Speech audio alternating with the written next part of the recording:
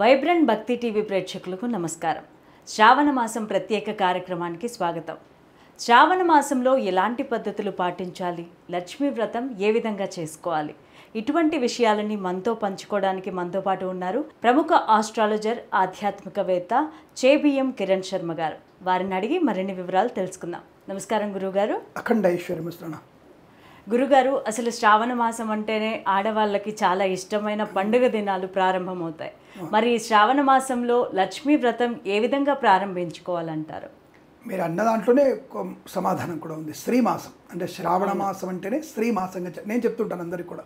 అంటే ఆడవాళ్ళకి నిజంగా పరమ పవిత్రమైనది, సంతోషాన్ని కలిగించేది, చాలా ఆభరణాలు కూడా కలిగించేది. అంటే బంగారం కొనుక్కోవాలన్నా, లక్ష్మీ రూపులు కొనుక్కోవాలన్నా, మీకు చాలామంది అక్షయ తృతీయ కన్నా కూడా ఈరోజు ఈ మాసం ఎక్కువ కొంటూ ఉంటారు.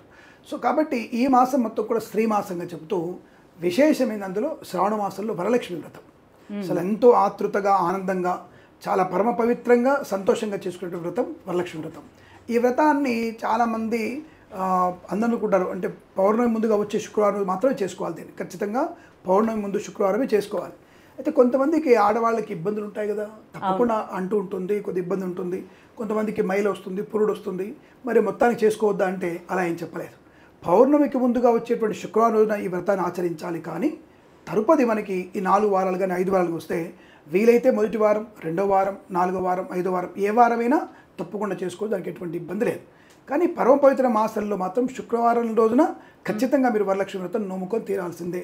మరి పెళ్ళైన వాళ్ళు మాత్రమే చేయాలి వ్రతాన్ని. అంటే పెళ్లి కానిటువంటి పిల్లలు చేయడానికి అవకాశం లేదు. పెళ్ళైనటువంటి వాళ్ళు దీర్ఘ సుమంగళ యోగానికి, ధనధాన్య వృద్ధి పొందుకోవడానికి, ఇంటిలో సిరి సంపదలు అనుకూలంగా ఉండటానికి చేసేటువంటి ఉత్తమమైనది ఆ పార్వతీదేవికి సాక్షాత్తుగా పరమేశ్వరుడు చెప్పినటువంటి వ్రతమే వరలక్ష్మి వ్రతం. దీని అందరూ కూడా తప్పకుండా ఆచరించి ఆనందాన్ని పొందండి. అలాగే గురువుగారు, చాలామంది అమ్మవారి విగ్రహాన్ని ఏ సైజులో పెట్టుకోవాలి అనే సందేహం కూడా ఉంటుంది. మరి అలాంటి వారు ఏ సైజులో ఉంచుకోవాలి అమ్మవారి విగ్రహాన్ని? ప్రతి అమ్మవారి విగ్రహం ముందు కలశం ఏర్పాటు చేయడం జరుగుతుంది. కలశాన్ని ఏ విధంగా ఏర్పాటు చేసుకోవాలంటే? మంచి ప్రశ్న. 2 ప్రశ్నలు. అంటే ఒక్కటి ముఖ్యం గుర్తుపెట్టుకోండి, విగ్రహము అనేది అంగుష్ట ప్రమాణం ఉండాలి. అంటే అందుకే మీరు ఒక చిన్న విగ్రహాన్ని, బంగారు విగ్రహం కొనుక్కుంటారు, కొంతమంది వెండి విగ్రహం కొనుక్కుంటారు. రూపం వేరు. అంటే కొబ్బరికాయకి అలంకారం చేసే రూపం వేరు. ఆ రూపాన్ని మనం ఎలాగే చేసుకోవచ్చు. నువ్వు 6 అడుగులు పెట్టుకోవచ్చు, 3 అడుగులు పెట్టుకోవచ్చు. కాబట్టి అందరూ కూడా మ్యాక్సిమం 3 అడుగుల కంటే ఎక్కువ పెట్టరు. అమ్మవారు కూర్చున్నట్టుగా పెట్టేసి అలంకారాలు చేసేసి పెట్టుకుంటారు. ఇప్పుడు ఇదివరకంటే కొబ్బరికాయ మీదనే అలంకారం చేసేవాళ్ళు. ఒకప్పటి ఆడవాళ్ళందరూ కూడా ఆ కొబ్బరికాయ మీద అలంకారం చేసి అమ్మవారికి జడ వేసినట్టుగా, పూల జడ వేసినట్టుగా చేసేవాళ్ళు. అయితే ఇక్కడ ఒక విషయం తప్పకుండా చెప్తాను, తప్పుగా అనుకోదు మీరు. అమ్మవారిని జుట్టు విరబోస్తున్నట్టుగా పెట్టకండి, ఎక్కడ కూడా అది ప్రమాదం కలిగిస్తుంది. అంటే చాలామంది, కొంతమంది మరీ ఓవర్గా అమ్మవారిని డెకరేషన్ చేసి ఏకంగా జుట్టు విరబోసేటువంటి ప్రయత్నం చేస్తున్నారు. అలా అమ్మవారికి లేదండి. పూల జడ, అమ్మవారికి పూల జడ లాంటి అలంకారమే చాలా బాగుంటుంది, గుర్తుపెట్టుకోండి. అయితే 3 అడుగుల వరకు. అంటే రూపం వేరు, రూపం వేరు. రూపం అంటే ఏంటి? అంగుష్ట ప్రమాణ విగ్రహం. ఇందాక విగ్రహం అన్నారు. విగ్రహం కేవలం మీకు అంగుష్ట ప్రమాణమే, అంటే ఒక బొటన వేలు సైజు మాత్రమే ఉండాలి, అంతకు మించి పనికిరాదు. దాని మీద మీరు పంచామృతాలతో అభిషేకం చేసుకోవచ్చు, కుంకుమార్చన చేయవచ్చు, ఇవన్నీ చేసుకోవచ్చు. కానీ అలంకరించేటువంటి ప్రక్రియ, కొబ్బరి బొండానికి అమ్మవారు ముఖాన్ని పెట్టి, జడ వేసి, బంగారు ఆభరణాలు వేసి, నల్ల పూసలు వేసేసిన అలంకారం మ్యాక్సిమం 3 అడుగుల కంటే ఎక్కువ చేయరు. అంటే మీకు అందాలి కదా, కాబట్టి దానికి కొలమానం ఏం లేదు. కానీ 3 అడుగులు ఉంటే అందంగా కనపడుతుంది. మీరు అమ్మవారు ఒక ఫ్రేమ్లో కనిపించాలంటే 3 అడుగుల వరకు ఉంటే సరిపోతుంది. కాబట్టి 3 అడుగుల వరకు మేము చేసుకోవచ్చు. కలశం ఎలా పెట్టాలని అడిగారు మీరు. అంటే ఇక్కడ 2 రకాలు. ఒకటి, అమ్మవారిని కూర్చోబెట్టే బిందె మీద కలశం కాదండి. అమ్మవారిని కూర్చోబెట్టి బిందెను ఏదో కలశం వాడతారు మీరు, అది వేరే. అలంకారం పెట్టేటువంటి బిందె కానీ కలశం వేరే. కానీ అమ్మవారి ముందు పెట్టేటువంటి కొబ్బరికాయ పెట్టేటువంటి కలశం మాత్రం రాగి కలశం కానీ, బంగారం కలశం కానీ, వెండి కలశం కానీ పెట్టుకోవచ్చు. లేదు, కుండ కలశం కూడా పెట్టవచ్చు. కుండ కూడా కలశం పెట్టవచ్చు. అయితే ఇటువంటి ఈ పాత్రకి తప్పకుండా మనం గంధంతో అలంకారం చేసి, ఇక్కడ మళ్ళీ ఈ కలశానికి అమ్మవారి ముఖాన్ని రాయద్దు. కలశంలో ఎవరు ఉంటారు అంటే మహాకాళి, మహాలక్ష్మి, మహాసర స్వరూపిణి. అంటే ఇక్కడ 3 అమ్మలు, కేవలం లక్ష్మీదేవి మాత్రమే కాదు కలశంలో. అసలు కలశం యొక్క ప్రాశస్త్యం ఏంటంటే, కలశస్య ముఖే విష్ణు, కంఠే రుద్ర సమాచిత, మూలే తత్ర అంటే మూలంలో బ్రహ్మగారు ఉంటారు. ఈ 3 మూర్తున్నటువంటిది కలశం. బ్రహ్మ, విష్ణు, మహి ఉన్నటువంటిది కలశం. దాంట్లో జలం అనేది వరుణదేవుడు. ఈ వరుణుడు సమస్తమైనటువంటి దేవతలకి ఆధీనమై ఉంటాడు.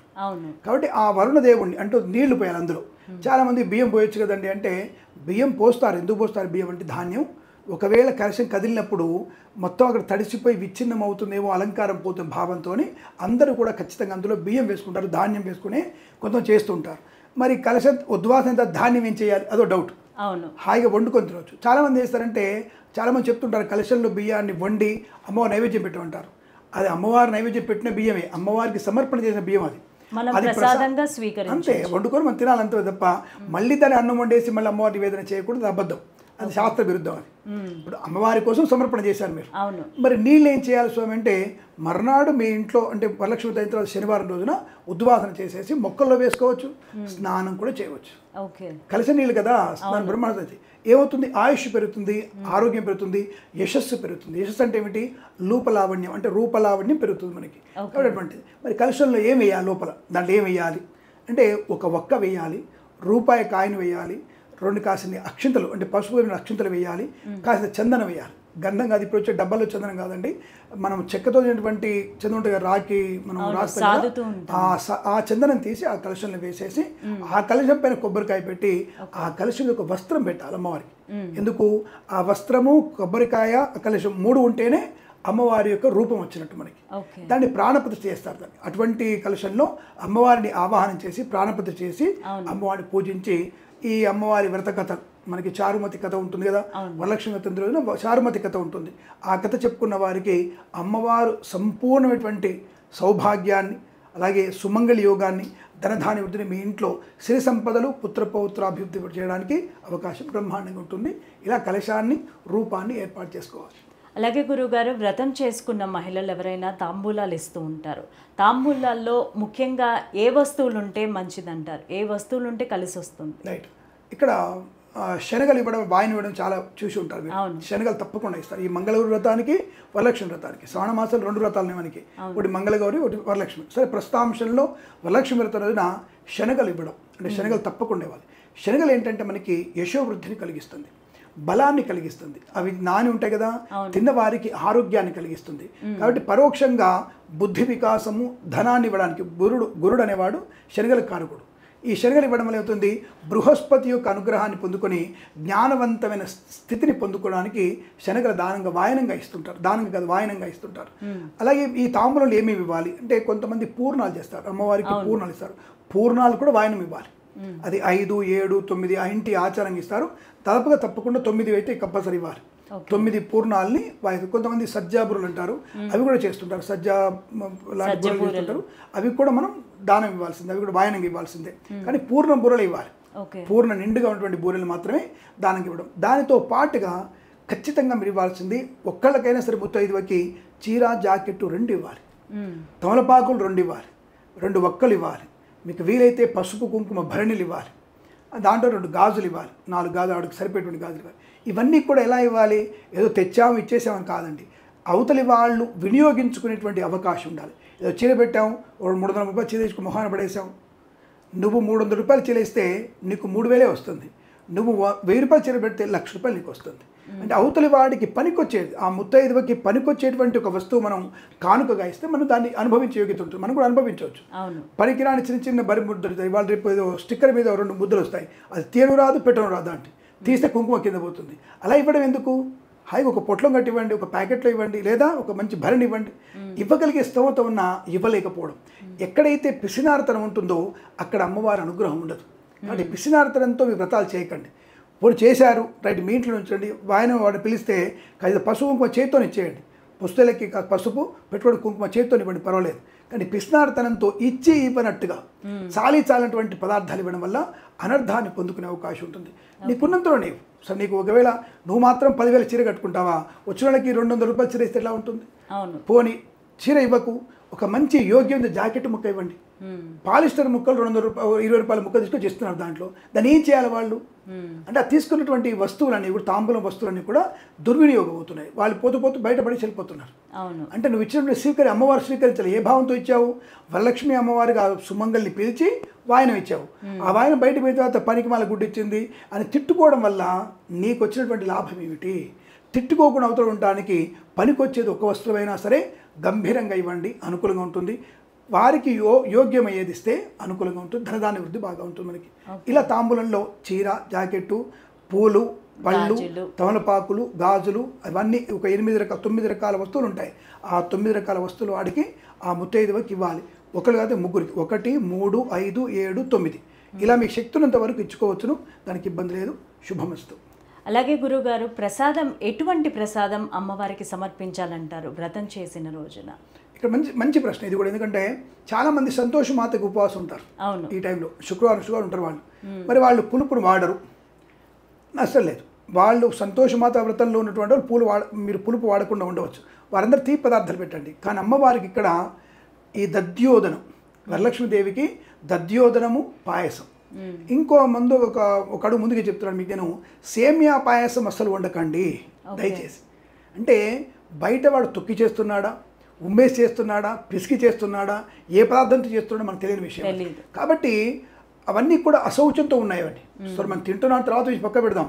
కానీ శుద్ధిగా ఉన్నటువంటి నువ్వు ఆ పిండిని వాడు చేసేటువంటి కాళ్ళతో తొక్కాడా, చేతితో తొక్కాడా తెలియకుండా ఆ సేమియా చేసి ఎక్కడ ఆరేసాడు, దాన్ని కుక్క ముట్టుకుందా, మేక ముట్టుకుందా, ఒక శుద్ధి అనేది ఉండదు. కాబట్టి దయచేసి అటువంటి పదార్థాలు సేమియా పాయసంతో మీరు అమ్మవారికి నైవేద్యం పెట్టకండి. ఖచ్చితంగా మీరు సగ్గుబియ్యంతో పెట్టండి. సగ్గుబియ్యం కూడా తొక్కడానికి అవకాశం లేదు. ఖచ్చితంగా మనం జాగ్రత్త చేసుకోవాల్సింది అది. సగ్గుబియ్యం పెట్టండి. లేదు ఆవు పాలైనటువంటి బెల్లపు పాయసం పెట్టండి. దధ్యోదనము, చిత్రాన్నం అంటే పులిహోర, చిత్రాన్నము, దధ్యోదనము. అలాగే చాలామంది ఈ నిమ్మకాయ పులిహోర పెడతారు అమ్మవారికి. అలా పెట్టకూడదు. అమ్మవారికి చింతపండు పులిహోర మొత్తం పెట్టాలి. ఇప్పుడు అడుగుతారు కొంతమంది కామెంట్ కింద, ఏంటి అమ్మవారు వచ్చి చెప్పిందా చింతపండు పులిహోర పెట్టమని అని అడిగి కామెంట్ చేసే వాళ్ళు కూడా ఉంటారు. నా అభ్యంతరం. అక్కడ నిమ్మకాయకి ప్రతిఫలం లేదు, చింతపండుకి మాత్రమే శాఖల్లో దానికి పేరుంది. శాఖము అంటే కూరలు.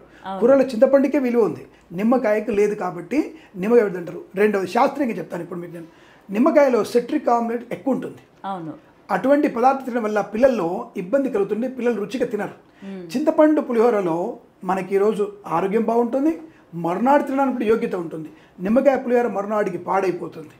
ఇది ఆలోచన గుర్తుపెట్టుకోండి. అందుకే నిమ్మకాయ పులుసు చేద్దంటారు. సిట్రిక్ ఆక్సైడ్ ఎక్కువగా ఉంటుంది కాబట్టి దాన్ని తినకూడదు. తక్కువగా ఉండేది ఆరోగ్యానికి పనికొచ్చినారు. అందుకే సైంధవలను వాడమంటారు. సైంధవ లవణం ఎందుకు? అది ఉప్పు తక్కువ ఉంటుంది, దాంట్లో లవణ శక్తి తక్కువ ఉంటుంది, దాంట్లో మామూలు ఉప్పులు మీకు ఎక్కువ ఉంటుంది. కాబట్టి ఆ పరిమాణాన్ని మనం తగ్గించాలి. కాబట్టి నిమ్మకాయ పులిహోర వద్దు, చింతపండు పులిహోర చెప్పారు. ఇది మీకు క్లారిటీగా అర్థం కావాలి. కాబట్టి ఇలా క్లారిటీగా చెప్తేనే అర్థమవుతుంది జనాలకి. సైన్స్ మిక్స్ అయిపోతే ఏదో నీకు వచ్చి అమ్మవారి చెవులో చెప్పిందా, నిమ్మకాయ పులిహోర వద్దన్నావా, నేను పెట్టాను అమ్మవారికి నాకేం కాలేదు అనుకునే అవకాశం. కాబట్టి తీపి పదార్థాలని ఇలా మీరు చేసి పెట్టండి. సంతోషమాతకి ఉపవాసం ఉండేవాళ్ళు ఉపవాసం ఉంటూ కేవలం తీపి మాత్రం పెట్టవచ్చు, దానికి ఇబ్బంది లేదమ్మా. ఇలా మీరు అమ్మవారికి తీపి పదార్థాలని, చిత్రాన్నాన్ని, దధ్యోదనాన్ని నైవేద్యంగా పెట్టవచ్చు. షడ్రసోపేతమైన పదార్థాలు పెట్టమని చెప్పారు. అందుకే మీ కథలో, వరలక్ష్మీమాత కథలో చారుమతి దేవి అనేక రకాల వంటలు చేసింది. అనేక రకాల వంటలు చేసి అమ్మవారికి సమర్పణ చేసింది.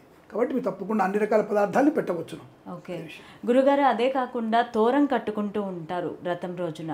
అది వ్రతం ప్రారంభం అయ్యేటప్పుడు తయారు చేసుకొని అమ్మవారి దగ్గర పెట్టుకొని వ్రతం అయిపోయిన వెంటనే ఎవరి చేత కట్టించుకోవాలి అనే సమస్య ఉంటుంది. చాలా మందికి ఆ సమస్య ఉంటుంది. ఎవరి చేత కట్టించుకోవాలంటారు? ఇక్కడ చాలా మందికి అనుమానం ఏంటంటే, మరి వ్రతం అంటే తోర బ్రంథిం రాజు అని చెప్పి దక్షిణార్థానికి ఇక్కడ చాలామంది గుర్తుపెట్టుకోండి, వివాహం తర్వాత మీరు ముత్తైదులందరూ కూడా కుడి చేతిగా కంకణం కట్టుకోవాలి. కానీ ప్రతి చోట పెళ్లిళ్ళు కానీ ఇతర కార్యక్రమాల్లో ఆడపిల్లకి ఎడమ చేతికి కంకణం కట్టుకుంటారు. కేవలం వరలక్ష్మి వ్రతం రోజున, అలాగే మనకి మంగళ వ్రతం రోజున మాత్రమే కుడి చేతి కంకణానికి మనం తోరం కట్టుకునేటువంటి ఆచారం ఎక్కువగా ఉంది. కాబట్టి మీరు కుడి చేతికి కట్టుకోవాలి. ఎవరు కట్టాలి? నిజంగా అక్కడ ఎవరైనా భర్త గారు ఉంటే భర్త గారు కట్టవచ్చు. కానీ అక్కడ బ్రాహ్మణ అనేవాడు సాక్షాత్తుగా భగవత్ స్వరూపుడు, బ్రాహ్మణు మమదేవత. కాబట్టి బ్రాహ్మణుడు కట్టవచ్చండి, దానికి ఎటువంటి దోషం లేదు. మీకు ఇంట్లో మీ భర్త గారు ఆ సమయానికి ఉంటే భర్త గారి చేత కట్టించుకోవచ్చును, మంచిదే. కానీ బ్రాహ్మణుడు కట్టడం వల్ల కూడా ప్రయోజనం ఉంటుంది. బ్రాహ్మణుడు ఇక్కడ దేవతా స్వరూపం కాబట్టి బ్రాహ్మణుడితో కట్టించుకోవచ్చును, మీకు ఎటువంటి అభ్యంతరాలు లేవు. అలాగే చాలామంది బంతి పూలతో, చామంతి పూలతో అమ్మవారిని పూజిస్తూ ఉంటారు. మరి ఎటువంటి పూలతో పూజ చేయడం వల్ల లక్ష్మీ కటాక్షం కలుగుతుందంటారు? ఒకటి, అందరు కూడా చాలామంది బంతి పూలు వాడొద్దు అని చెప్తూ ఉంటారు. బంతి పూలు రోజు పూజకు అర్హమైనవి కావని చెప్తుంటారు. అలా ఎక్కడ చెప్పబడలేదండి. ప్రతి పుష్పం కూడా భగవంతునికి సమర్పణ చేయగలిగిందే. ఒక మొగలి పువ్వు అనేది శాపగ్రస్తం కాబట్టి కొన్ని దేవతలకి అది ఆహ్వానం లేదు. గణపతికి కూడా మీరు వినాయక చవితి అప్పుడు తప్ప తులసి దళాన్ని గణపతికి ఎప్పుడు పెట్టకూడదు. అలాగే విష్ణుమూర్తికి కొన్ని పూలు అనేవి నిషిద్ధంగా చెప్పబడినాయి, అవి శాపగ్రస్తమైనవి. కానీ ఇక్కడ అమ్మవారికి ఏ పుష్పం కూడా శాపగ్రస్తం కాదు. బంతిపూలు ఎందుకు పెట్టొద్దు అంటే బరువు ఎక్కువగా ఉంటాయి, పటాలు పడిపోతాయి, విగ్రహాలు పడిపోతాయి అన్న భావనతో తప్ప మీరు బంతిపూలు పెట్టవద్దు అని ఇక్కడ చెప్పబడలేదమ్మా. బంతిపూలు అయితే ముంజేతి కంకణం కట్టుకున్నప్పుడు అది అందంగా కనపడాలి కాబట్టి చిన్న చిన్న పూలు సన్నజాజులో మల్లెపూలతోనే మీరు కంకణం కట్టుకుంటే చెయ్యి అందంగా కనపడుతుంది, అది ఆనందంగా అంటే చూడడానికి అనుకూలంగా ఉంటుంది. అందుకనే చిన్న చిన్న పూలతో బంతిపూలతో మాత్రం కట్టుకునే ప్రయత్నం చేయకండి. కొంతమంది చామంతి పూలు కట్టుకుంటారు, కట్టుకోవచ్చు, దానికి ఇబ్బంది అంటే ఆ కాలంలో వచ్చేటువంటి పుష్పాలని కట్టుకోవచ్చు. కొంతమంది కనకాంబరాలు కట్టుకుంటారు, కట్టుకోవచ్చు, దానికి ఎటువంటి ఇబ్బంది లేదు. ఏ పుష్పమైనా పూజకు పనికొచ్చే పుష్పాన్ని కట్టుకోవచ్చు, దానికి ఇబ్బంది లేదు. కానీ 9 పూలు 11 పూలు 9 గంధులే 9 ముళ్ళు వేసుకొని 9 పూలు కట్టుకుంటారు, 9 పూలే కట్టుకోవాలి. ఓకే. అలాగే గురువుగారు చాలామంది కూడా అమ్మవారి విగ్రహాలని వాళ్ళ దేవుడి గదిలో పూజించుకుంటూ ఉంటారు. ఆ విగ్రహాలకే లక్ష్మీ వ్రతం కోసం తయారు చేసి పెడుతూ ఉంటారు, చాలా పెద్ద పెద్దగా ఉంటూ ఉంటాయి. ఇలా పెట్టడం కరెక్టేనంటారా? పెద్ద పెద్ద విగ్రహాలు పెట్టుకుంటూ ఉంటారు. ఒకటి ఏంటంటే దేవుడి గదిలో పెద్ద విగ్రహాలు పనికిరాదు, పూజకు పనికిరాదు, ఎట్టి పరిస్థితి పనికిరాదు. చెప్పాం కదా ఇందాక మనం మాటల్లో అంగుష్ట ప్రమాణమే ఉండాలి, అంటే బొటన వేలు ప్రమాణం అటువంటి విగ్రహాలకే పూజారమైనవి. అంతకు మించినటువంటి విగ్రహం పూజకి పనికిరాదు, అది చేయకూడదు, అది నిషిద్ధం. ఎందుకు నిషిద్ధం అంటే కరెంట్లో వేలు పెట్టకు మంచిది కాదంటే ఎందుకు పెట్టొద్దు అంటే ఏమంటుంది అర్థమవుతుంది, అక్కడ షాక్ కొడుతుంది. అక్కడ అటువంటి వాడికి పూజ చేస్తే ఫలితం నిష్ఫలం ఉంటుంది. కాబట్టి అంగుష్ట ప్రమాణం ఉన్నటువంటి వాటికే పూజ చేయాలి. పెద్ద విగ్రహాలు దేవుడి గదిలో పెట్టకూడదు. ఎంత పొడుగు దేవుని పెట్టుకుంటాను, నేను నాకు బాగా ఉంది కాబట్టి నేను 6 అంగుళాలు చేయించుకున్న బంగారు విగ్రహం అమ్మవారికి, నువ్వు 6 అడుగుల బంగారు విగ్రహం చేయించుకున్న నిష్ఫలం. ఈ బొటనవేలంత మట్టి విగ్రహానికి ఫలితం ఎక్కువ. కాబట్టి బొటనవేలు ప్రమాణంగానే మీరు పెట్టుకునే ప్రయత్నం చేయండి. పెద్ద విగ్రహాలు దేవుడి గదిలో పెట్టకూడదు. పెట్టిన పూజ కోసం కాదు, అలంకారం కోసమే, కాబట్టి పెట్టకూడదు.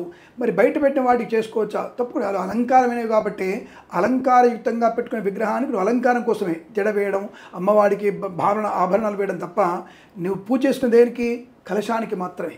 కలశంలోనే అమ్మవారు వరలక్ష్మీ దేవతాయ నమః ఆవాహయామి, వరలక్ష్మీదేవతాయ నమః ఆసనం సమర్పయామి, వరలక్ష్మీ దేవతాయ నమః ప్రాణప్రతిష్ఠాపన సమర్పయామి. ఇలా అమ్మవారిని ఆవాహనం, ఆసనం, ప్రాణప్రతిష్ఠాపన, స్నానము, ధూపము, దీపము, వస్త్రము, నైవేద్యం ఇవన్నీ కూడా అమ్మవారు చేసేది కలశానికి మాత్రమే. వాళ్ళు ఒక చిన్న బంగారు రూపు పెట్టుకున్నా లేదా విగ్రహం పెట్టుకున్నా దానికి కుంకుమార్చన చేసుకుంటారు, అంతే తప్ప మిగతా వాటికి కాదు. కాబట్టి పెద్ద పెద్ద విగ్రహాలు పనికిరాదు. అలాగే గురుగారు చాలామంది మీరు అన్నట్లుగా లక్ష్మీదేవి రూప్ కొనుక్కుంటూ ఉంటారు ఈ మంత్లో, మంచిది అని చెప్పి. అమ్మవారి దగ్గర పెట్టి పూజ చేసిన తర్వాత ఆ రూప్ని ఎప్పుడు తాళిలో చేర్చుకోవచ్చు అంటారు? ఎప్పుడు అంటే ఒకటి ఏంటంటే శ్రావణ మాసంలో ఆ వ్రతం అయిన తర్వాత మర్నాడు ఒక తిథి మంచిగా ఉంటే మర్నాడు శనివారం చేసుకోవచ్చు. తిథి బాగలేకపోతే, వరలక్ష్మి వ్రతంలో తిథి బాగలేకపోతే మంచి రోజు చేసుకో, అంటే మంగళవారము శుక్రవారం కాకుండా వేసుకోవాలి. మంగళవారం శుక్రవారం పనికిరాదు, మిగతా రోజులలో వేసుకోవచ్చు. అట్లా దాన్ని మంగళసూత్రం చేర్చుకోవచ్చు. అలాగే గురుగారు చాలామంది కూడా మ్యారేజ్ అయిన కొత్త వాళ్ళు, కొత్త వధూవరులు వ్రతం చేయాలి అనుకున్నప్పుడు ఈ మంత్ మంచిదంటారా ప్రారంభించడానికి? తప్పకుండా, అంటే స్వాతితో ఉన్నటువంటి వ్రతాలు, కొత్త వ్రతాలు ఉన్నాయని అడుగుతుంటారు చాలా మంది.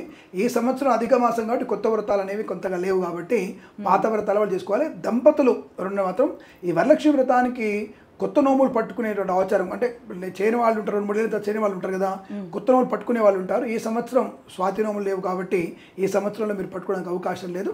బట్ పాత నోములు కంటిన్యూగా చేసుకునే అవకాశం ఉంటుంది, చేసుకోవచ్చు, దానికి ఇబ్బంది. వధూవరులు అక్కర్లేదు, వధూవరులు కూర్చోవాల్సిన అవసరం లేదు, వధువు ఒక్కతే కూర్చోవాలి. ఇద్దరికీ ఏం పూజ చెప్పలేదు, అక్కడ అమ్మాయి మాత్రమే కూర్చొని పూజ చేసుకోవాలి. ఓకే, అంటే వధువు వరుడు కూర్చోద్దని చెప్పట్లేదు, కూర్చున్నప్పుడు కానీ అమ్మాయి కూర్చొని ప్రశాంతంగా పూజ చేసుకోవాలి. ఓకే గురుగారు, అలాగే ఇంట్లో ఎవరన్నా గర్భిణీలు ఉన్నప్పుడు వాళ్ళ తరపున మామూలుగా ఇంట్లో అమ్మ కానీ లేకపోతే వదిన ఇలా వ్రతం చేసుకోవచ్చు అంటారా? మీకు చేసుకోవద్దని ఎవరు చెప్పారు? ఎవరైనా పండితుల వారు చెప్పారా? రేపు డెలివరీ అన్నప్పుడు ఈవిడ వరలక్ష్మి వ్రతం వస్తే నిండు గర్భిణి కూడా వరలక్ష్మి వ్రతం చేసుకోవచ్చు. ఓకే, నిండు గర్భిణి కూడా వరలక్ష్మి వ్రతం చేసుకోవచ్చు. చాలామంది చేసుకోవద్దని చెప్తారంటే ఇక్కడ కారణం ఒకటి చెప్తారు, సైంటిఫిక్గా చెప్తాను మీకు. అమ్మాయి నిండు గర్భిణి కదా, వంగడం లేవడం వల్ల ఇబ్బంది పడతాడేమో, లోపల ఉండేటువంటి శిశువుకి ఏమైనా ఇబ్బంది అవుతున్న భావన. అక్కర్లేదు, ఎటువంటి ఇబ్బంది కాదండి. శిశువు హాయిగా ఉంటాడు, బ్రహ్మాండంగా పట్టుచీర కట్టుకోవచ్చు, మంచిగా నగలు వేసుకోవచ్చు, బంగారు గాజులు బ్రహ్మాండ గాజులు వేసుకోవచ్చు, మట్టి గాజులు వేసుకోవచ్చు, హాయి అమ్మాయి దీపం వెలుగుతూ అని పూజ. కాకపోతే చీరలు జాగ్రత్త పెట్టుకోవాలి, ఎందుకంటే గర్భిణి హఠాత్తుగా లేవదు కాబట్టి కొబ్బరికాయ కొడుతున్నప్పుడు జాగ్రత్త కొట్టాలి. ఒకవేళ పొరపాటున కొబ్బరికాయ కొట్టినప్పుడు వేలు అందులో ఇరుక్కుందనుకోండి, అదొక లేనిపోని సమస్య వస్తుంది కాబట్టి కొబ్బరికాయ కొట్టొద్దని అటువంటివి చెప్తారు తప్ప నిండు గర్భిణి రేపు డెలివరీ అన్నప్పుడు ఇవాళ వ్రతం వస్తే తప్పకుండా చేసుకోండి, మీకు మంచిదే, శుభం జరుగుతుంది. మంచి శిశువు ఆడపిల్ల కానీ మగపిల్లవాడు కానీ పుట్టే అవకాశం ఉంటుంది, శుభం జరుగుతుంది. నిండు గర్భిణి వ్రతం చేసుకోవచ్చు అని చెప్పారు, గర్భిణి టెంపుల్కి వెళ్ళకూడదు అని చెప్తుంటారు కదా, అన్ని అబద్ధాలు. అయితే అక్కడ ఎందుకు వెళ్ళొద్దు చెప్తాను మీకు నేను. దేవాలయాలలో కొంతమందికి అమ్మవారు వచ్చిందని అయ్యవారు వచ్చిందని ఒక రకమైన అంటే భావోద్వేగాలతో కూడినటువంటిది వాతావరణం ఉంటుంది. కొంతమందికి అమ్మవారు చూడగానే అమ్మా తల్లే అని చెప్పి గట్టిగా అరుస్తుంది, వారు కేకలేసి ఉంటారు. కొంతమందికి స్వామివారు మీదికి వస్తున్నట్టుగా చెప్తుంటారు. ఇలా వాళ్ళు మీదికి వచ్చినప్పుడు వాళ్ళు కంగారు పడి వీళ్ళకి మానసికమైనటువంటి ఇబ్బంది ఏర్పడుతుంది. కాబట్టి కొంతమంది అక్కడ బండి పూజ చేస్తున్నప్పుడు గుమ్మడికాయ కొడతాడు. ఆ గుమ్మడికాయ కొట్టడం అనేది మంచిది కాదు, ఎందుకంటే బలి అది. రెండవది, మధ్యాహ్న సమయంలో ఆ గుడికి వెళ్ళినప్పుడు అబ్బాయి బలిపీఠాల మీద నైవేద్యం పెడతారు, బలి పెడుతుంటారు. ఆ బలి కూడా చూడకూడదు. కాబట్టి అమ్మాయిని గర్భిణిస్తారని అక్కడ వెళ్ళొద్దంట. అంటే బలి చూడడము, అలాగే పూర్ణావతి లాంటి దగ్గరికి వెళ్ళకుండా ఉండడానికి. ఎందుకంటే పూర్ణావతి దగ్గరికి వెళ్ళొద్దండి చాలామంది అడుగుతారు. పూర్ణావతిలో జ్వలం ఎక్కువగా ఉంటుంది, జ్వాల ఎక్కువగా ఉంటుంది. ఆ టైంలో గబక్కన అమ్మాయి వెనక్కి పరిగెట్టి ఇబ్బంది అవుతుంది. కాబట్టి అక్కడ పూర్ణావతి దగ్గర అమ్మాయి ఉండొద్దని. అక్కడ గుమ్మడికాయ కొడతారు, పూర్ణావతి అయిపోయి గుమ్మడికాయ కొడతారు. మళ్ళీ గుమ్మడికాయ అనేది బలి ప్రధానం కాబట్టి ఆ బలిలని చూడకూడదు. కొంతమంది బ్రాహ్మణుల్లో ఉపనయనం జరుగుతుంది. ఉపనయనం, ఆ ఉపనయనంలో కొన్ని మంత్రాలు వస్తాయి. ఆ మంత్రాలు గర్భిణీ స్త్రీ వినకూడదు. కాబట్టి అక్కడ ఆడపిల్లని కొన్ని విషయాలకు వెళ్ళొద్దని చెప్పి పాప గుడికి వెళ్ళొద్దని. హాయిగా మీరు 9:30-10కి వెళ్ళండి, హ్యాపీ గుడికి వెళ్ళొచ్చు. అక్కడ ఏమైనా భావోద్వేగంతో అమ్మవారు వచ్చింది నా మీదకి, అయ్యవారు వచ్చిందని చెప్పేసి కొంత చేతులు కర్పూరం వేసుకొని తిప్పుతూ ఉంటారు. అవి చూసినప్పుడు మనసు కొద్ది వికలమయ్యి అమ్మాయికి ఏదైనా జరుగుతుంది అంటే లోపల శిశువు చిన్న చిన్న విషయాలు కూడా లోపల ఇబ్బంది పడే అవకాశం ఉంటుంది. కాబట్టి అలాంటివి ఈ తల్లి గబక్కన ఏదైనా ఇబ్బంది పడితే శిశువు మీద ప్రభావం చూపిస్తుంది. కాబట్టి జాగ్రత్తగా ఉండమని వెళ్ళొద్దని చెప్తారు తప్ప ఇంకే విషయాలు అక్కడ లేదు. హాయిగా వెళ్ళవచ్చును, ఆనందంగా అక్కడ దైవ దర్శనం చేసుకోవచ్చు. అలాగే గురుగారు, ఈ మంత్లోనే చాలామంది మంగళ గౌరి వ్రతాలు కూడా చేసుకుంటూ ఉంటారు. మరి దాని విధానం ఏ విధంగా ఉంటుంది, అసలు ఏ విధంగా ప్రారంభించాలి? ఒకటేంటంటే దాదాపుగా వరలక్ష్మి వ్రతం ఎలా చేస్తున్నారో సేమ్ మంగళ గౌరి వ్రతం. అయితే వరలక్ష్మి వ్రతం సంవత్సరంలో ఒకటేసారి, అంటే నెలలో శ్రావణ మాత్రం ఒకటేసారి. అయితే మిగతా మాత్రం మంగళ గౌరి వ్రతం మాత్రం ఎన్ని మంగళవారాలు వస్తే అన్ని మంగళవారాలు మీరు తప్పకుండా మంగళ గౌరి వ్రతాన్ని చేసుకోవాల్సిందే. అయితే మంగళ గౌరి వ్రతాన్ని ఈ పెళ్ళైన 5 సంవత్సరాల వరకు చేస్తారు, ఆ తర్వాతకి చేరదాన్ని జీవితాంతం ఉండదు. కానీ వరలక్ష్మి వ్రతం జీవన పర్యంతం చేసుకోవాలి. ప్రతి సంవత్సరం మనం తప్పకుండా వరలక్ష్మి వ్రతాన్ని చేయాల్సిందే. కాబట్టి సేమ్ వరలక్ష్మి వ్రతం లాగానే మంగళ వ్రతం ఉంటుంది. ఇక్కడ కొన్ని మార్పులు, ఆడవాళ్ళకు కొన్ని మార్పులు అంటే జ్యోతులు, మంగళ వ్రతాల్లో ఉన్నటువంటి జ్యోతులు మాత్రం డైరెక్ట్గా మింగేస్తారు. కొంతమంది తెలంగాణ ప్రాంతంలో ఖచ్చితంగా చాలామంది వెలుగుతున్న జ్యోతిని మింగేస్తారు. వాళ్ళు 9 జ్యోతులు 11 జ్యోతులు పెడతారు. ఆ జ్యోతులు పెట్టి జ్యోతుల మీద ఒక కత్తి పెట్టి కాటుక తీస్తారు. ఆ కాటుకు కళ్ళు పెట్టుకుంటారు. అది చాలా విశేషం. అంటే కంటి జబ్బులు రాకుండా చేస్తున్న విషయం. మంగళారతులు పడుతుంటారు. ఇవన్నీ కూడా ఆడవాళ్ళకి ఉత్సాహవంతమైనవి, మంచి సంతానాన్ని పొందడానికి, దీర్ఘ సుమంగళ యోగానికి. కాబట్టి మొదటి 5 సంవత్సరాలు కొత్తగా పెళ్ళైన వాళ్ళు చేసుకోవడం, వరలక్ష్మి వ్రతం మాత్రం ప్రతి సంవత్సరం చేసుకునే ఆనవాయితీ ఉంది. ఇది వరలక్ష్మి వ్రతం ఎలా ఉంటుందో సేమ్ అదే కలశం. అయితే ఇక్కడ వరలక్ష్మి వ్రతంలాగా అమ్మవారిని అలంకారం చేయరు, ఇంకా ప్రతివారం చేసి సాధ్యం కాదు కదా. కాబట్టి కలశంలో మాత్రమే అమ్మవారిని ఆవాహన చేసి వరలక్ష్మి వ్రతాన్ని చేస్తారు. అక్కడ కూడా అంతే, చిత్రాన్నము అనేక రకాలు. ఇక్కడ తప్పకుండా వరలక్ష్మి వ్రతాన్ని అమ్మవారికి పులు పదార్థాలు నైవేద్యం పెట్టాలి, మంగళ వ్రతంలో ఖచ్చితంగా పెట్టాలి. కాబట్టి ఇలా అయితే మంగళ గౌరి వ్రతము పెళ్లి కాని మహిళలు చేసుకుంటే తొందరగా వివాహం అవుతుంది అది శాస్త్ర విరుద్ధం. నోము అనేది సుమంగళి వ్రతం అది. సో కాబట్టి తప్పకుండా కొన్ని ప్రాంతాలు చూశాను, అంటే బందర్ వైపు కొన్ని ప్రాంతాలు, ఆంధ్ర ప్రాంతాల్లో కొంత చూశాను నేను. అంటే అమ్మాయిల్ని రజస్వలు అవ్వకముందు, అంటే రజస్వలు అవ్వకముందు అమ్మాయితో చేయిస్తే మంగళవ్రతాలు చేసుకున్నట్టు అని చెప్పేసి చేస్తారు. అలాంటిది ఎక్కడ ధర్మశాస్త్రంలో చెప్పబడలేదు. వివాహం తర్వాతనే మంగళవ్రతాలు. అంటే తన సుమంగళ యోగం పొందడానికి, మంచి వరుడు పొందడానికి కాదు, వచ్చిన వరుడు తనతో అనుబంధంగా ఉండడానికి, పుట్టబోయే పిల్లలు తనతో అనుకూలవంతమైనటువంటి జీవనాన్ని పొందడానికి, పిల్లల వృద్ధి కొరకు, భర్త భార్యల యొక్క వృద్ధి కొరకు, అత్తమామలతో కలిసి ఉండేటువంటి దానికోసం చేసే వ్రతాలు తప్ప ఈ కన్యక ఉన్నప్పుడు చేసేటువంటి వ్రతాలు కావు. కాబట్టి వివాహం తర్వాతనే శ్రేష్టమైనది, వివాహం తర్వాతనే చేసుకోవాలి. అలాగే గురువుగారు, ఈ శ్రావణ మాసం మొత్తం కూడా ఆడవారు ఎటువంటి నియమాలు పాటించడం వల్ల లక్ష్మీ కటాక్షం కలుగుతుందంటారు? ఒకటేంటంటే చక్కటి విషయమ్మా, ఈ మాసం మొత్తం కూడా ఆడవాళ్ళు ఖచ్చితంగా మీరు ప్రతి బుధవారం ఎలాగో శుక్రవారం 2 రోజులు కూడా ప్రతి వారంలో మీరు ఖచ్చితంగా తలంటు స్నానం చేయాల్సిందే. చాలా మంచిది అది.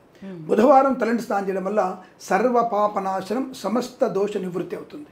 శుక్రవారం అమ్మవారి అనుగ్రహాన్ని పొందుకుంటారు కాబట్టి ఇబ్బంది లేదు. అంటే ప్రతి శుక్రవారం చేయొచ్చు అండి, హాయిగా చేయొచ్చు. 4 శుక్రవారాలు, ఈ వరలక్ష్మి వ్రత శుక్రవారాలు చేయొచ్చు మీరు. బుధవారం తప్పకుండా ప్రయత్నించండి. మంగళవారం కనుక మీకు మంగళవ్రతాలు ఉన్న వాళ్ళు ప్రతి మంగళవారం తలంటు పోసుకోవాల్సింది. కాబట్టి వాళ్ళు బుధవారం అక్కర్లేదు. అంటే బుధవారం శుక్రవారం చేయడానికి సరిపోదు కాబట్టి మంగళవారం తలంటు పోసుకుంటే మంచిది. రెండవది, ఈ 31 రోజులు, అంటే 30 రోజులు కాళ్ళ నిండా పసుపు పెట్టుకొని పారాణి పెట్టుకోండి. చేతుల నిండా తప్పకుండా మీకు మీరు గోరింటాకు పెట్టుకోవడం అనేది మీకు ఆరోగ్యాన్ని కలిగిస్తుంది, ఐశ్వర్యం ఉంటుంది, 10 మందిలో జనాకర్షణ బాగుంటుంది. ఇటువంటి యాంకర్స్ ఇంకా లక్ష్మీదేవిలా కనబడుతున్నారు, ఇంకా అమ్మవారిలా కనబడడానికి, అంటే సాక్షాత్తుగా గౌరీదేవులు కనబడడానికి ఇటువంటి వాళ్ళకు ఇంకా బ్రహ్మాండమైనటువంటి పసుపు కుంకుమలతో ఎంత నిండుగా కనపడితే అంత మంచిది. తప్పకుండా ఈ మాసం మొత్తం కూడా మీరు శాకాహారాన్ని భోజనం చేయండి. అలాగే మహిళలందరూ కూడా ఖచ్చితంగా చిన్న పెద్ద అందరూ కూడా మగవాళ్ళు కూడా సూర్యోదయానికి ముందే లేవడం వల్ల ప్రయోజనం బాగా ఉంటుంది. ప్రతినిత్యం కూడా ఇంట్లో శ్రీ లలితా సహస్రనామ పారాయణం, భగవద్గీత పారాయణం ఎంత ఈ 30 జరుగుతుందో అంతటి యశస్సు మీరు పొందుకునే అవకాశం ఉంటుంది. తలనిండా పూలు పెట్టుకోండి, చేతి నిండా మట్టి గాజులు వేసుకోండి. బంగారం కొనంతని చెప్పట్లే, బంగారు గాజుల కన్నా కూడా శ్రేష్టమైనవి మట్టి గాజులు మాత్రమే. పిల్లలకు కూడా మట్టి గాజులు వేయండి. బంగారు గాజులు వేసినా సరే నిండా మట్టి గాజులు వేయండి. ఈ మాసం మొత్తం కూడా కాళ్ళ పారాణితో కడగలాడుతూ గజ్జెలు పెట్టుకోండి. ఇది కాళ్ళకి పట్టీలు పెట్టుకునే ప్రయత్నం చేయండి. పట్టీలు ఖచ్చితంగా పెట్టుకోండి. ఎంత గలగలమంటూ ఇంట్లో నవ్వుతూ ఆనందంగా ఉంటారో అది శుభాన్ని కలిగిస్తుంది, ఐశ్వర్యం కలిగిస్తుంది. తప్పకుండా ఇంట్లో మీరందరూ కూడా ఎప్పుడు కూడా ఈ ఏడుస్తూ ఉండకండి. సాయంకాలం పూట ఆడపిల్లలు శ్రావణ మాసంలో కానీ ఏ మాసమైనా సరే సాయంకాలం పూట ఆడపిల్ల, చిన్నపిల్ల కానీ పెద్దపిల్ల కానీ ఏడుస్తూ ఇంటి ముందర మాత్రం ఉండకండి. అది మీకు అరిష్టాన్ని కలిగిస్తుంది. శ్రావణ మాసం ఇంకా దరిద్రాన్ని కలిగిస్తుంది. కాబట్టి దయచేసి ఏడుపు అనేది ఇంట్లో వినపడకుండా చూసుకోండి. అలాగే గురువు గారు, చాలామంది కోట్లు పెట్టి వ్యాపారం చేస్తూ ఉంటారు. మగవారికి కూడా కొంతమందికి కలిసి రాదు. అయితే ఈ మంత్లో ఎటువంటి ఆచారాలు పాటించడం వల్ల, ఎటువంటి పద్ధతులు ఫాలో అవ్వడం వల్ల అమ్మవారి కటాక్షం కలిగి లాభాలు వస్తాయంటారు? అంటే ఒకటే ఏంటంటే అందరికీ స్త్రీల గురించి చెప్పారు, మగవాళ్ళ గురించి చెప్పండి ఒక మాట అని చెప్పేసి ఏదో ఒక పాయింట్ అక్కడ వదిలేసింది అమ్మాయి, పర్లేదు. అయితే నేనేమంటానంటే మగవాళ్ళు కూడా అదే అంటాను, ఇందాక ప్రారంభంలో చెప్పినట్టుగా మద్యపానం, మాంసాహారం ఇవన్నీ మానేస్తే తప్ప అనుకూలత. ప్లస్ పొద్దున్నే మీరు సూర్యోదయానికి ముందు లేవడం వల్ల మీకు మంచి ఆలోచన పెరుగుతుంది, సమయం మిగులుతుంది. ఫస్ట్ ఆ సమయం వల్ల మీరు చేసేటువంటి పనిలో ఒక పర్ఫెక్షన్ ఏర్పడుతుంది, డిసిప్లిన్ ఏర్పడుతుంది, ప్రెజెన్స్ ఆఫ్ మైండ్ ఉంటుంది, ప్రెజెంటేషన్ బాగా ఉంటుంది. కాబట్టి తప్పకుండా ఇటువంటి పొద్దున లేవడం వల్ల మీకు ప్రయోజనం బాగా ఉంటుంది. దానివల్ల ఇంకోటి రెండోది ఏంటంటే కుటుంబ సభ్యులతో మమేకం అవ్వండి. భర్త గారు, తండ్రి గారు కానీ పిల్లలతో, భార్యతో అందరితో కూడా మమేకం అవ్వడం వల్ల వాళ్ళకు ఉన్నటువంటి ఏమేమి అవసరాలు ఉన్నాయి, ఏమేమి మనం చేద్దాం, మన ఇంటిని ఎలా డెవలప్ చేసుకుందాం, వ్యాపారం డెవలప్ చేసుకోవడానికి ఏముంటుంది. వ్యాపారమే, కానీ ఇల్లు అనేది ప్రశాంతత కొరకు నిలయం. అది కాబట్టి పిల్లలతో మీరు షేర్ చేసుకునే విషయాలు షేర్ చేసుకోండి. భార్యతో మీరు చెప్పాల్సిన విషయాలు చెప్పండి. హఠాత్తుగా మనకి జరిగింది, ఆ అమ్మాయికి ఏం తెలుస్తుంది, తర్వాత తప్పుగా అనుకోవద్దు, తర్వాత ఏం తెలుస్తుంది మనకి. కాబట్టి ఈ శ్రావణ మాసంలో ఆవిడ చేసేటువంటి వ్రతాల్లో కూర్చోండి, ఇంట్లో కూర్చోండి, పేపర్ పెట్టుకోండి, సెల్ ఫోన్ ఆఫ్ చేసేసేయండి. ఆవిడ చేసే వ్రతాన్ని చూడండి, ఆవిడకి అక్షింతలు వేయండి, ప్రశాంతంగా ఆవిడతో కలిసి భోజనం చేయండి, ఆవిడ చెప్పే మాటలు వినండి, 2 పుణ్యమైన కథలు వినండి. దానివల్ల ప్రయోజనం బాగుంటుంది. అంటే పీస్ ఆఫ్ మైండ్కి అవకాశం ఉంటుంది. అందుకే చెప్తుంటాం కదా, మనకి యోగా ఆసనాలు వేసుకోవడం వల్ల చాలా బలం వస్తుందంట. ఈ ఇంట్లో ఈ 4 వారాలు అంటే ఈ శుక్రవారాలు కానీ మంగళ ఉంటే వాళ్ళకి ఇంటి అటాచ్మెంట్ వల్ల బయట ప్రపంచంలో ఇంకా అద్భుతమైనటువంటి యోగాన్ని పొందుకుంటారు. కాబట్టి తప్పకుండా భర్తలు, మగవాళ్ళు ఎవరైనా సరే ఇంటి పట్టున ఎక్కువసేపు ఉండే ప్రయత్నం, మాంసాహార భోజనం లేకుండా ప్రశాంతంగా ఇంటి పట్టున ఉండు, ఇంటి భోజనం చేస్తుంటే మీ వ్యాపారం 3 కాదు 10 వృద్ధి పొందుకునే అవకాశం ఖచ్చితంగా ఉంటుంది. సో వరలక్ష్మి వ్రతం గురించి ఇంత గొప్పగా మాకు వైబ్రెంట్ ప్రేక్షకులకు వివరించినందుకు మీకు ధన్యవాదాలు గురువుగారు. శుభమస్తు. సర్వే జనా సుఖినో భవంతు. ప్రేమతో మీ కిరణ్ శర్మ. చూశారు కదా, ఇది ఇవాల్టి ప్రత్యేక కార్యక్రమం. చూస్తూనే ఉండండి వైబ్రెంట్ భక్తి టీవీ.